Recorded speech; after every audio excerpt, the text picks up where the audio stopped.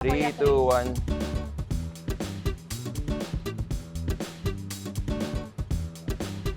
Parang hindi pumuputok. Oh! Pumutok! Ayun na! Pumutok! Ay, hindi Oh, pumutok diba? yung pinili Ah. ko. Pumutok ito. Ito hindi. Bakit? Ano po bang magic dun sa balloon?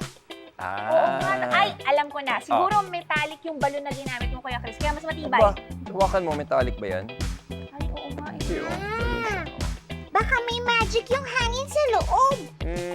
Malapit ka na, Mikmik, pero hindi magic at hindi hangin. Ha? Kundi, ang sikreto natin ay tubig. May tubig sa loob ng balloon. Oo, ito mo. Okay, oo nga. Ayan, Meron sige, ka sa may loob. tubig. Yung isa Oo. wala. Isa wala, kaya pumutok agad. Okay? Ngayon, tingnan natin kung ano mangyayari kapag binalik natin siya.